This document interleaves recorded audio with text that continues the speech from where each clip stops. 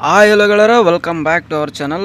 ಇವತ್ತು SSLC ಎಕ್ಸಾಮ್ದು science ಒಂದು ಕ್ವಶನ್ ಪೇಪರ್ನ ನಾವು ಡಿಸ್ಕಷನ್ ಮಾಡೋ ಕ್ವಶನ್ ಪೇಪರ್ ವಿತ್ ಆನ್ಸರ್ಸ್ ಕೂಡ ಸಮೇತ ಡಿಸ್ಕಷನ್ ಮಾಡೋಣ.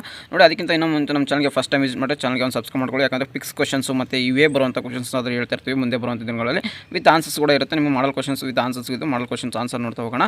ಮತ್ತು ನಿಮಗೆ ಎಕ್ಸಾಮ್ ಹತ್ತಿರ ಬಂದಂಗೆ ಯಾವ ಕ್ವಶನ್ಸ್ ಓದಬೇಕು ಏನೇನು ಎಲ್ಲ ನೀವು ತಿಳಿಸ್ಕೊಡ್ತೀವಿ. ಮತ್ತು ಅಪ್ಡೇಟ್ಸು ಮತ್ತು ನೀವು ಏನು ನೆಕ್ಸ್ಟ್ ಬರೋ ಎಕ್ಸಾಮ್ಸ್ ಎಲ್ಲ ಹೇಳ್ಕೊಡ್ತೀವಿ. ನಮ್ಮ ಒಂದು ವಾಟ್ಸಪ್ ಚಾನಲ್ ಲಿಂಕ್ ನಿಮಗೆ ಡಿಸ್ಕ್ರಿಪ್ಷನ್ ಬಾಕ್ಸಲ್ಲಿ ಸಿಗುತ್ತೆ, ಇಲ್ಲ ಕಮೆಂಟ್ ಬಾಕ್ಸಲ್ಲಿ ಪಿನ್ ಮಾಡಿರ್ತೀವಿ. ಹೋಗಿ ಜಾಯ್ನ್ ಆಗಿ. ಅಲ್ಲಿ ಕೂಡ ನಿಮಗೆ ತುಂಬಾ ವೆರಿ ಇಂಪಾರ್ಟೆಂಟ್ ಆಗಿಂಥ ವಾಟ್ಸಪ್ ಚಾನಲ್ ನಿಮಗೆ ಎಲ್ಲ ಥರದ್ದು ಒಂದು questions paper Kannada, English, Hindi, science, social ಎಲ್ಲ ಥರದ್ದು ನಿಮಗೆ ಅಲ್ಲಿ ಆನ್ಸರ್ಸ್ ವಿತ್ತು ನಿಮಗೆ ಯಾವ ಪಾಸಿಂಗ್ ಪ್ಯಾಕೇಜು ಮತ್ತು ನಿಮಗೆ ಸ್ಕೋರ್ ಮಾಡೋಕ್ಕೆ ಏನೇನಂತ ಎಲ್ಲ ಗೈಡ್ ಸಿಗ್ತಾ ಹೋಗುತ್ತೆ.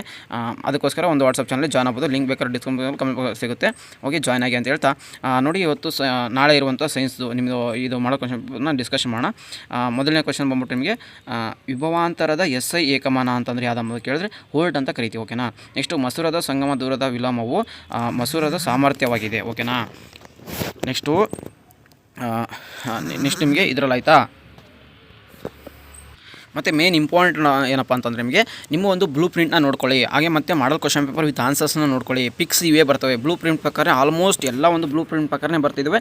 ಬ್ಲೂ ಪ್ರಿಂಟ್ನ ನೋಡಿ ಮರೆಯೋಕ್ಕೆ ಹೋಗಬೇಡಿ. ಬ್ಲೂ ಪ್ರಿಂಟ್ ಹೆಂಗಿದೆ ಅದೇ ಥರ ಬರುತ್ತೆ. ಓಕೆನಾ. ನೆಕ್ಸ್ಟು ಇವು ಕೆಳಗಿನ ಉತ್ತರಿಸಿ. ವಿದ್ಯುತ್ ಮಂಡಲದ ಬಳಸುವ ಕೆಳಗಿನ ಘಟಕಗಳ ಚಿಹ್ನೆ ಯಾವುದು ಅಂತ ಕೇಳ್ತಾರೆ. ಅದನ್ನು ನೋಡ್ಕೊಂಡೋಗಿ ನೀವು ಶುಷ್ಕಕೋಶದ ಚಿಹ್ನೆ ಈ ಥರ ಬರೀಬೇಕಾಗುತ್ತೆ, ಈ ಥರ ರೆಪ್ರೆಸೆಂಟ್ ಮಾಡಬೇಕಾಗುತ್ತೆ.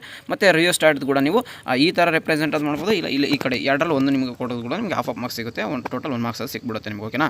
ನೆಕ್ಸ್ಟ್ ನಿಮಗೆ ಈ ಥರ ತುಂಬಾ ಆನ್ಸರ್ಸ್ ಆದರೆ ಇದ್ದಾವೆ.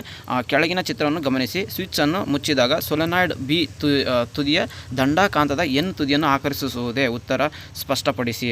ಇಲ್ಲ, ಯಾಕಂದರೆ ವಿಕರ್ಷಿಸೋದಿಲ್ಲ. ಯಾಕಂದರೆ ಸ್ವಿಚ್ಚನ್ನು ಮುಚ್ಚಿದಾಗ ಸೊಲೆನಾಯ್ಡ್ B ತುದಿಯ N ಧ್ರುವದಂತೆ ವರ್ತಿಸುತ್ತದೆ, ಆದ್ದರಿಂದ ಸಜಾತಿ ದ್ರವಗಳು ವಿಕರಿಸುತ್ತವೆ ಅಂತ ಹೇಳಬೇಕು ನೀವು. ಈ ಥರ ಆನ್ಸರ್ನ ನೀವು ಬರೆದ್ರೆ ಇದಕ್ಕೆ ನಿಮಗೆ ಎಷ್ಟು ಮಾರ್ಕ್ಸ್ ಇದೆ ಅಷ್ಟು ಮಾರ್ಕ್ಸ್ ಕೊಡ್ತಾ ಹೋಗ್ತಾರೆ. ಮತ್ತು ನೆಕ್ಸ್ಟ್ ಬಂದ್ಬಿಟ್ಟು ಥರ್ಡ್ ಸೆಕ್ಷನ್ಸ್ ಬಂದ್ಬಿಟ್ಟು ನಿಮಗೆ ಗೃಹ ಬಳಕೆಯ ವಿದ್ಯುತ್ ಮಂಡಲದಲ್ಲಿ ಓವರ್ಲೋಡ್ ತಪ್ಪಿಸಲು ಯಾವ ಮುನ್ನೆಚ್ಚರಿಕೆ ಕ್ರಮಗಳನ್ನು ತೆಗೆದುಕೊಳ್ಳಬೇಕು? ಯಾವುದೇ ತೆಗೆದುಕೊಳ್ಳಬೇಕು? ವಿದ್ಯುತ್ ಮಂಡಲದಲ್ಲಿನ ಸಜೀವ ಮತ್ತು ತಟಸ್ಥ ತಂತಿಗಳ ನೇರ ಸಂಪರ್ಕಕ್ಕೆ ಬರಬಾರದು. ತಂತಿಗಳ ಮೇಲಿನ ಅವಾಹಕ ಹೊಂದಿಕೆಯನ್ನು ಹಾನಿಯಾಗಬಾರದು. ವಿದ್ಯುತ್ ಉಪಕರಣಗಳಲ್ಲಿ ದೋಷವಿರಬಾರದು. ಹಲವು ಉಪಕರಣಗಳು ಒಂದೇ ಸಾಕೆಟ್ಗೆ ಜೋಡಿಸಬಾರದು. ವಿದ್ಯುತ್ ಮಂಡಲದಲ್ಲಿ ಸೂಕ್ತ ದರದ ಫ್ಯೂಸ್ ಬಳಸಬಹುದು ಅಂತ ಈ ಥರ ಇಷ್ಟು ನೀವು ಕ್ರಮಗಳನ್ನ ಮುನ್ನೆಚ್ಚರಿಕೆಯಾಗಿ ತಗೋಬೇಕಾಗುತ್ತೆ. ಮತ್ತು ವಾಹಕ ಒಂದರ ರೋಧಕ ಅವಲಂಬಿಸಿರುವ ಅಂಶಗಳು ಯಾವುವು ಅಂದರೆ ವಾಹಕದ ಉದ್ದ, ವಾಹಕದ ಅಡ್ಡ ಕೊಯ್ತು, ಇಲ್ಲಾಂದರೆ ವಾಹಕದ ದಪ್ಪ ಎಷ್ಟಿದೆ ಅದು, ಮತ್ತು ವಾಹಕದ ಪ್ರಾಕೃತಿಕ ಗುಣ ಮತ್ತು ವಾಹಕದ ತಾಪ, ಇವೆಲ್ಲ ಇಂಪಾರ್ಟೆಂಟ್ ಆಗಿರುತ್ತೆ. ಇವೆಲ್ಲವೂ ಅವಲಂಬಿಸಿರುವ ಅಂಶಗಳಾಗಿರುತ್ತೆ ವಾಹಕದ ರೋಧ. ಓಕೆನಾ. ನೆಕ್ಸ್ಟು ನಿಮಗೆ ಇಲ್ಲಿ ಈ ಕೆಳಗೆ ಒಂದು ಚಿತ್ರ ಕೊಟ್ಟಿದ್ದಾರೆ. ಇದನ್ನು ಗಮನಿಸಿ, ಇದನ್ನು ವಿಶ್ಲೇಷಿಸಿ. ಇಲ್ಲಿ ಉಂಟಾದ ದಿಕ್ಕಲ್ಪಟ್ಟ ಕೋನವನ್ನು ಹೆಸರಿಸಿ ಮತ್ತು ಕೋನವನ್ನು ಮೌಲ್ಯದನ್ನು ಗುರುತಿಸಿ. ಓಕೆನಾ ಅಂತ ಕೇಳಿದ್ದಾರೆ. ಅಂದರೆ ಇದ್ರದ್ದು ಏನು ಹೆಸರು, ಇದರ ಹೆಸರು ಅಂದ್ಬಿಟ್ಟು ನಿಮ್ಮದು SGF ಅಂತ. ಇದರಲ್ಲಿ ಎಷ್ಟು ಕೋನ ಡಿಗ್ರಿ ಇಂಪಾರ್ಟೆಂಟ್ ಆಗಿದೆ ಅಂದರೆ 38 ಡಿಗ್ರಿ. ಓಕೆನಾ. ನೆಕ್ಸ್ಟು ಸಮೀಪದ ದೃಷ್ಟಿಕೋನ ಯಾವುದೇ 2 ಲಕ್ಷಣಗಳನ್ನು ತಿಳಿಸಿ ಅಂತ ಕೇಳಿದ್ದಾರೆ. ಮತ್ತು ಅದನ್ನು ಆ ದೋಷವನ್ನು ಹೇಗೆ ಸರಿಪಡಿಸಬಹುದು ಅಂತ ಕೇಳಿದ್ದಾರೆ. ಮತ್ತು ಸೆಕೆಂಡ್ B ಕ್ವಶನ್ ಬಂದ್ಬಿಟ್ಟು ಕಣ್ಣಿಗೆ ಹೊಂದಾಣಿಕೆಯಾಗೋ ಸಾಮರ್ಥ್ಯ ಎಂದರೇನು ಅಂತ ಕೇಳಿದ್ದಾರೆ. ಮೊದಲನೇ ಕ್ವಶನ್ಸ್ಗೆ ಆನ್ಸರ್ ಬಂದ್ಬಿಟ್ಟು ಹೀಗೆ: ಸಮೀಪದ ದೃಷ್ಟಿಕೋನದ ಲಕ್ಷಣಗಳು ಯಾವುವು ಅಂದರೆ ಕಣ್ಣಿನ ಮಸೂರದ ವಕ್ರತೆ ಹೆಚ್ಚಾಗಿರುವುದು, ಸಹಜ ಸ್ಥಿತಿಗಿಂತ ಉದ್ದವಾಗಿರುವುದು, ನಿಮ್ನ ಮಸರು ಬಳಸುವಾಗ ದೃಷ್ಟಿಯನ್ನು ಸರಿಪಡಿಸಬಹುದು.